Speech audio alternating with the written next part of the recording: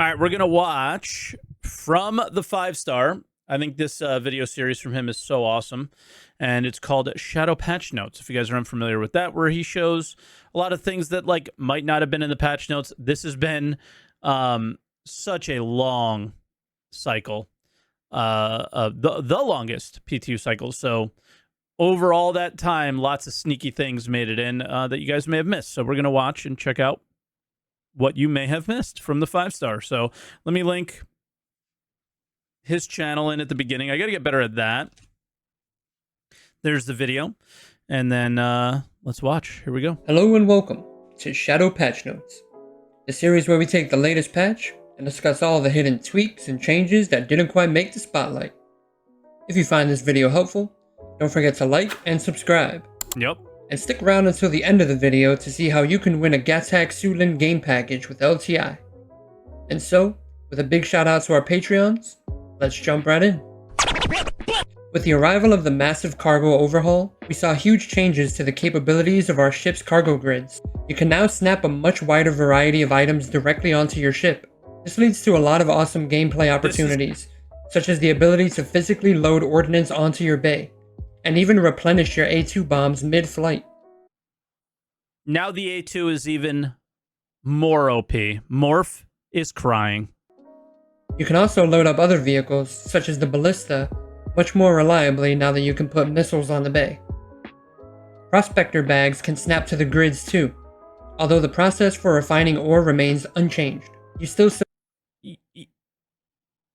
submit refining orders straight from your mining ships, then collect the boxes later. Ship components and... Okay, so they snap to grids, but both things, if you didn't notice, don't snap to the grid properly. That's the thing there, is they don't snap properly. So if you didn't notice, the mining bag goes like through the ground, and if you snap them to the grid of your freight elevator, you lose them. So they do snap to a grid. They don't snap to the grid properly, unfortunately. A big disappointment from the patch, but we did find out that we're going to have like 35 versions of 324. So don't worry. I'm sure they'll fix it in one of them. Weapons. Mining heads don't just separate. A lot of things snap like halfway through themselves. So they have to go through every single item and fix all the snapping on all these things. It's just going to take time. And I don't know how long each item takes. CIG knows how long each item takes. And yeah. Oh no, Q&A tested. I mean, we saw that. That was one of the first things I tested, was the snapping. And yeah, there was immediately issue council reports and everything. They just don't prioritize them. Also snap to the grid. But this makes collecting valuable items from salvage operations much more manageable, although CIG has yet to properly balance weapon sell prices. Another feature which quickly became a community favorite is the ability to snap your newly purchased furniture directly onto your ship's cargo grid. With this, you can make any ship into a dropship. Look at how peaceful that looks. Or get even more creative. Oh, that's hilarious. I guess you're wondering how I got here. Can we have Genesis Starliner? We have Genesis Starliner at home. Genesis Starliner at home. The table on the Constellation series is finally functional. Just kidding. But you can install your own table here and cope about that Connie rework happening someday. Okay, that's Speaking of funny. ship jank not getting fixed, the Cutlass Black tractor beam still isn't functional. A shame we didn't get this in time for this big cargo update. Wait, you were able to get into the tractor beam at all? Ship tractor beams make these missions a lot easier. On that note, cargo... I don't agree that ship tractor beams make it easier. I think it makes it harder, but my opinion versus another one's, I guess. Missions are finally in, complete with reputation progression and everything. These missions take the risk out of hauling and allow you to get right into the action with no monetary risk at all. These mission boxes are even marked as contracted, suggesting that selling them yourself would be far less lucrative of an option. I wonder how this will affect piracy. Let me know in the comments if any of you have tried it yet. We did. It's a negative 75%. If that location is buying that item, if they're not buying the item, and it has to be at one of the fences, so Grimhacks or the scrapyards on the planets and moons. And if they don't buy that item, then you can't sell it at all, I don't think. So yeah, but it's negative 75% of the value that you would see if you sold it. Like if that place is buying that commodity. So if it's 10,000, you're going to get 25,000. Or excuse me, if it's 10,000, you're going to get 2,500 for that box. Yeah, so it encourages extortion on the piracy side, and there's I argued that the only item that might be worth pirating would be like a gold or a RMC or something like that, but I haven't seen any RMC trades yet. But I've run into too many progression bugs where I've never actually hit the max progression because I had it taken away from me. And then it got to the point where in the PTU I stopped playing because I was like, all right, on live I'll grind really hard for the progression. And on day 2, I had my progression completely lost and I no longer can get any hauling missions. So these missions have you loading and unloading the cargo yourself, as you cannot use the auto loading and unloading feature on these hauling mission boxes.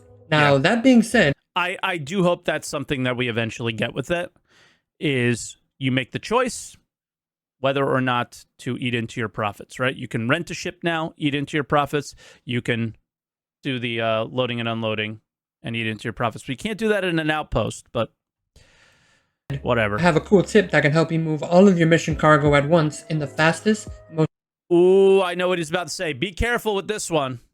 efficient way possible. You can place all of your mission cargo into a large empty container from a cargo deck, like this 8 SCU container here. Just place the empty 8 SCU crate onto the elevator and lower it. Then open your crate to access its sub-inventory and drag your mission boxes inside of it. Be careful. When you're done, you can bring the elevator back up and load the single box back onto your ship. Easy peasy. Yep. Awesome. When it works. The last time I tried this, I opened this box after putting 8 SCU of RMC inside of it. And guess where it went? The netherworld. Because there was only 1 SCU inside. When you offload the box to the drop-off location, open up the crate's sub-inventory and pull the mission boxes out by dragging them up to the sub-inventory tab above the crate. This will place them in the warehouse. Once you've done that, you can lower the elevator to move the boxes back onto it. Now when you call the elevator back up, all of your boxes will be stacked perfectly for you on the lift, and you can send them back down to complete the mission. Obviously, this only works on missions that have 8 SCU of cargo or less, so keep that in mind. Some new commodities can be spotted in these missions as well, including silicone, pressurized ice, hydrogen, quantum fuel in liquid containers, ship ammunition, tin. Quantum fuel in liquid containers? I haven't seen quantum fuel in liquid containers. I've seen it in non-liquid containers, but that'd be cool. The other thing that I want to point out is, and I don't know if he points this out or not, so I'll wait. Let's see. Carbon. Curious to see if we can do commodity trading with any of these once Pyro releases. Yeah, I guess he doesn't quite point it out. Almost did. Those were on the commodity lists in the Pyro playtest. So all of those items were in Pyro. You couldn't do anything with them because it was the Pyro playtest and it was, not all functional or whatever, right? But there was at least some of those items. I don't want to say all of them. I think tin was there, silicone was there, 99% sure pressurized ice was there. So there was a few unique commodities that seemed unique to Pyro, but we'll see what kind of shift and rebalance we get with all these commodities come 4.0, whenever that happens. Distribution centers had a few hidden surprises added this patch. Okay. Killing friendly NPCs at these locations will now give you a crime stat as intended, which of course means your ship outside will get blown to smithereens. Oh shit, Lucky I for never us, knew it didn't. the main lobby of distribution centers now have working ASOP terminals, where you can call in a whole new ship in the hangar to fly away in. Just be sure to punch it on your way out, as you'll probably be under heavy fire. When dropping off or picking up mission cargo at one of these locations, you can request landing to get a personal hangar and land safely inside to handle your cargo that way. Yeah. The landing pads outside sometimes have weird armistice bugs that may hinder your ability to use a tractor beam and keep you from completing your mission. But it's so much more fun to do the outside one. I prefer the outside. It feels like you're actually, doing the work. It's Plus, more immersive. this keeps you safe from getting attacked by NPCs or pirated by other players while moving Marine. boxes on the pad. Yeah, things are good. Personal hangars have now arrived in Star Citizen, so you can finally have your own space to store cargo and other loose items that will persist between play sessions. There are a few important things you should know before diving in and choosing your home location. There are currently 2 hangar types in the game: AeroView hangars, which are available at Orison and New Babbage, and the Southland hangars, which are available at Area 18 and Lorville. Yep. The Southland hangars are also the default option for the space stations across Stanton. It's important to note that the AeroView hangars actually provide quite a bit of extra space on the sides, especially in the larger ones. So I'd recommend choosing a planet with one of those as your home.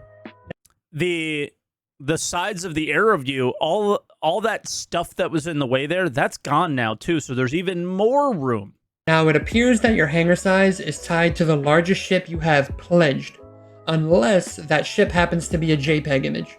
In my case, I was granted one of the large hangars, even though I own a Banu Merchantman, an 890 jump size ship that notoriously still does not exist. Yeah, good luck with that one. So unless you own an 890 jump or a reclaimer, you probably won't be getting the extra large hangar. Also, in-game purchases do not affect your hangar size. So if you end up buying a larger ship in-game when you only have a starter ship pledged, you may not be able to call it out in your personal hangar. The different hangar sizes have different cargo elevator. That is wrong. It's in-game ships, including Alpha UEC. And it was like that from the first PTU build. I didn't know if that carried into live or not. So if you purchased wrong, I bought a C2 in-game and get a large hangar. Like, after the fact, did you buy a C2 in-game before doing anything else? I have an XL and large is my pledge hangar. All right, cool. I mean, hey, that's a good thing. We're glad he's wrong about that one. Capacities. Small hangars hold 120 SCU, with a max container size. Yeah, which one's your personal? Do you get both hangars? Size of 16 on the grid. Medium hangars hold 224 SCU. Large hangars hold 896, and the extra large hangars can hold a whopping 1120. Medium hangars and above have 2 freight elevators. Did anyone catch that? And the extra large hangars Footage of people who can afford said hangar. can hold a whopping 1120. Medium hangars and above have 2 freight elevators, one on each side. You can use both of these elevators simultaneously, which is convenient considering that party members can access their own inventories while in your hangar. Yep. Ships take over. Can we talk about that for more than 10 seconds? So there's a lot of bad things that have happened with the hangars, right? There's some things that have all right, they take longer. There's some annoying things, but man, did they, whether they accidentally stumbled on this or whatever, the idea that there's 2 freight elevators in one hangar, that you access your own inventory, whether you own the hangar or not. So if I'm in somebody else's hangar, my inventory comes up that elevator and whatever's on that goes down that elevator. So it facilitates trade, it facilitates org stuff. It is such a nice system that works. Well, works is definitely in quotes, but the idea of it makes sense and works really well for what the game is looking to be. So, such a good idea, massive praise for that stuff. I'll always stop and remind people how good of a system that is and how much how much of a tool that's going to be for people if they ever really kind of deliver on this game. That's something that we're all going to use all the time, and I love that. The negative side of that is if somebody else is loading or unloading and you just push it down, you steal all their cargo. For a minute to call up from inside the hangar, but they appear instantly if you call them. Pyro will have personal hangars. My guess is yeah. Why wouldn't they? Right? If you're able to choose Pyro as a starting location, sure, why not? Out the old-fashioned way from At the lobby. stations. Ground vehicles can only be spawned from within the hangar though, so be sure to spawn those in first. Then you can drive it off to the side and call your main ship in. This turns what was a 20-minute ordeal down to about 2 minutes. To complement your Reckless vehicle operation. What is that? I'd never seen this law before. 2 minutes. To complement your new I gotta say though, another thing is, yes, it sucks that you can't bring the vehicles up the freight elevator right now, but man, did they smooth the process out of using vehicles in this game. Like, he says 20 minutes. It could easily be longer, and it's not just 20 minutes.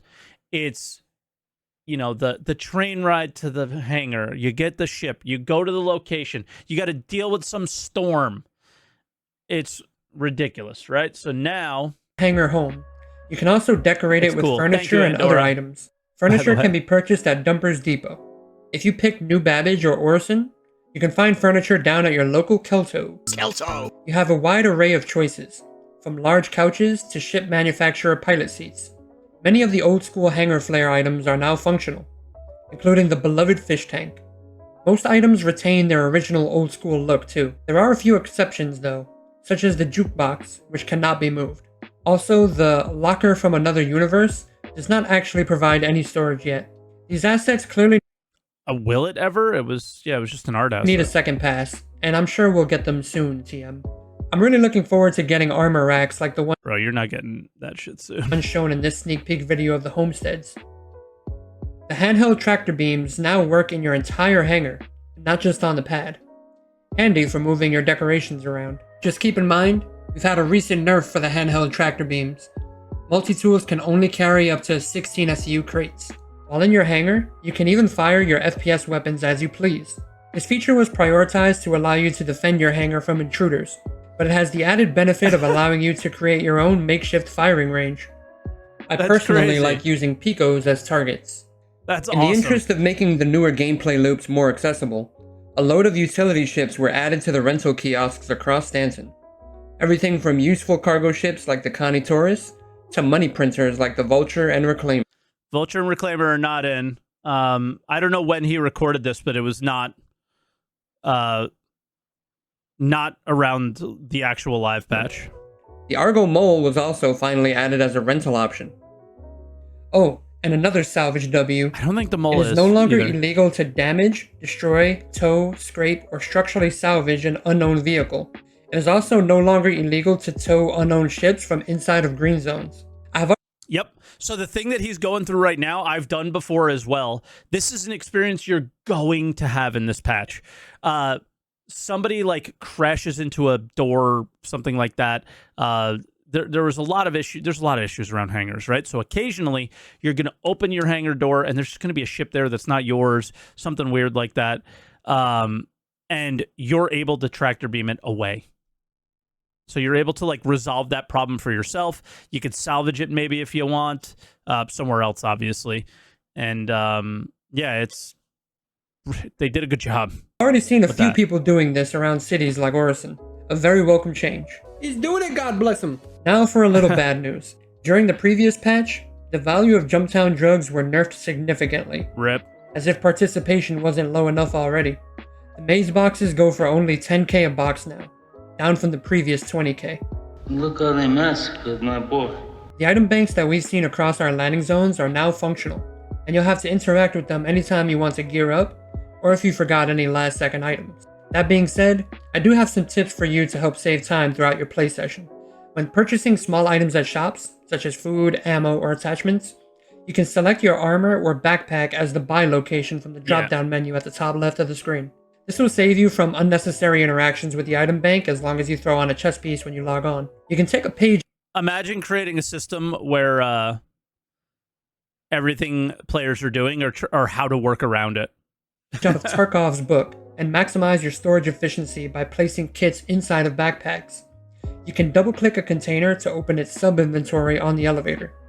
Then load up a backpack with some meds and a multi-tool. I love Then this drag suggestion. it into a 1SU container along with an undersuit and whatever weapons and armor you desire. This way, when you get back to your hangar, you can just grab one of these meal prep boxes and you're good to go. I love This next that tip is a suggestion. real beauty. Have Great you been tip. waiting for the day we get the coveted sell all function in Star Citizen? Well, you can actually do so right now with storage containers. Kind of. Head on down to any cargo deck and grab yourself an empty storage container. Fill it up with loot on your travels and return back to the Leo station. Once stored, you can head down to the cargo deck and sell the full contents of the box in one shot. You make slightly less money than selling the item to their respective stores, but you can't beat the speed and convenience of selling with this method. This still works in 324, by the way. You'll just Okay, have to put the cool. container onto the cargo elevator and transfer it down to the warehouse first. Then you can sell the full contents of it at the cargo deck in one shot. Be sure not to click quick sell or you'll end up selling only the box itself. So with this sell all trick in mind, it begs the question, how does looting with SCU containers work now that the old inventory system is gone? Way more Well, difficult. It does still work, but there's a lot more friction involved with it Yeah. now. In order to put loot into the SCU containers, you'll have to strip the bodies first and place all the items physically on the floor. Then you can open the crate and drag the items into the container's inventory one by one. Same thing goes for loot boxes. Obviously, it's not ideal, but at least it's still possible. Night vision scopes are in. You can They're bugged. find them at distribution centers on enemies and in loot boxes.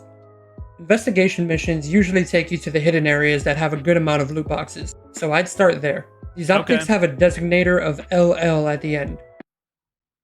There, I'll pause it so you can see it.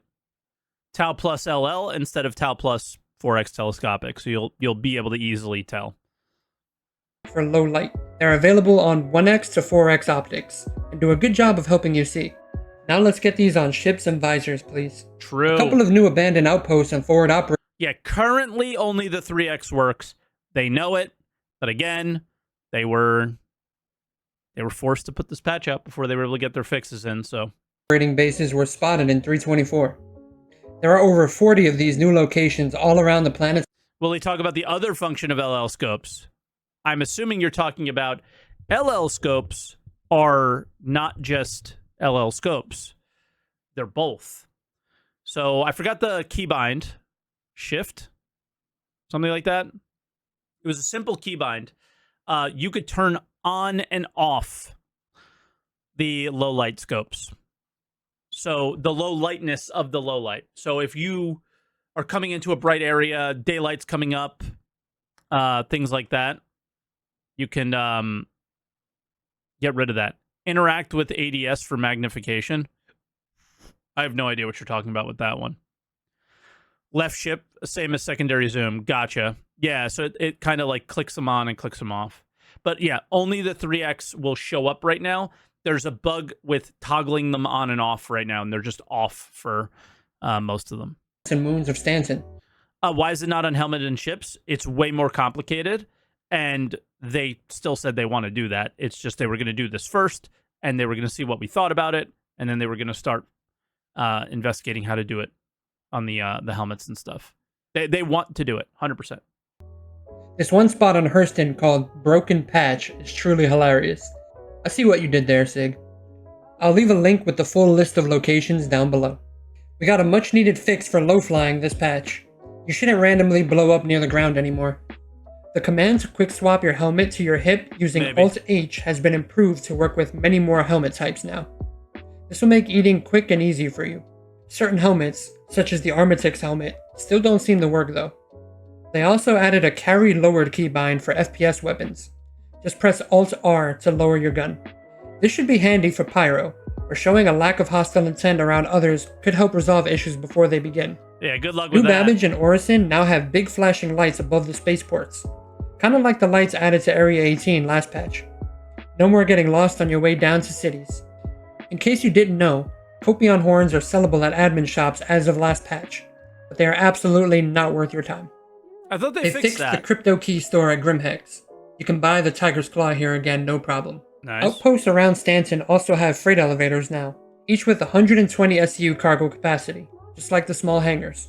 These also have a container size limit of 16, so small ships are incentivized to be used at these locations. The scrapyards like Brio's Breaker Yard are unique in that the elevator is an exposed hole in the ground, and only work one way.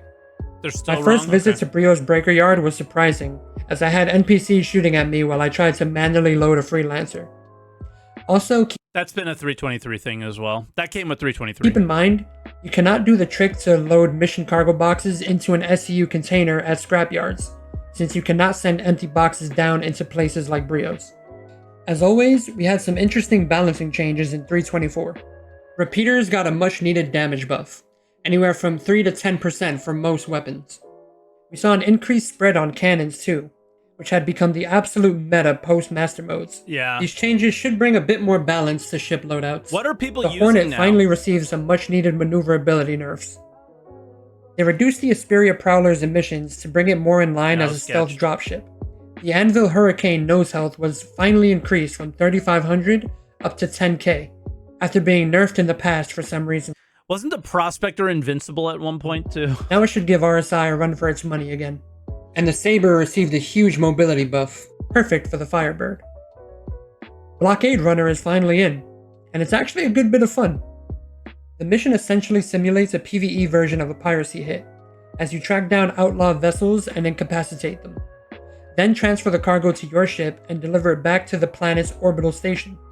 I like his take on Blockade Runner. I think a lot of PvPers are pissed, and rightfully so. They deserve something, and they deserve Jumptown.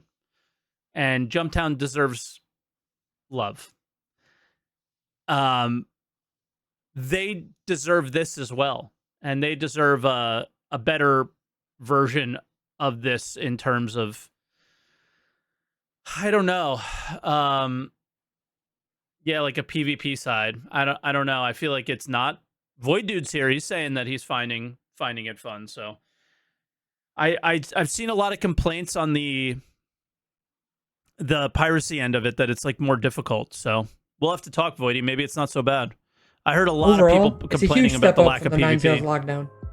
324 is very likely our last major patch before 4.0. The legendary update, which will finally bring in server I love meshing, the event though. a whole new star system idea in of the it. form of Pyro, and most importantly, the Space Cow. And that'll do it for this episode of Shadow Patch Notes. So, were any of these changes news to you? And what do you think of the cargo updates?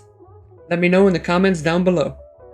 And if you're interested in the Gattack Sulin giveaway, just be a subscriber here on YouTube and head on over to my Twitch channel at twitch.tv/The5Star, where you can find the link to enter.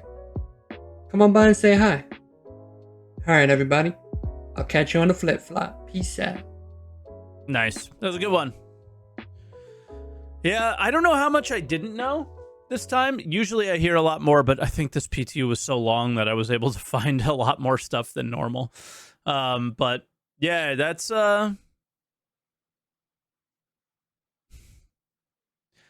I don't know what else. Like, I used to be super duper excited. Link to the vid. Here you go. I used to be super excited to check out stuff. And yeah, like for this patch, I really just want the main content to work, and it's unfortunately hasn't worked too much for me, which is the just cargo gameplay, right? Is I wanted to dive into that as hard as I can, and unfortunately I can't. Bummed out about that, but 5 stars the man. Give him some love if you guys haven't yet. Throw him a follow, throw him a like, all that stuff, because he deserves it. Takes a lot to put these videos together, and given the length and the amount of constant changes leading all the way up to the patch itself live, there's no surprise that there was like a couple tiny things missing, right? He's the man though, so don't give him a hard time. I saw some of you guys give him a hard time. You try to put this video together, it's impossible.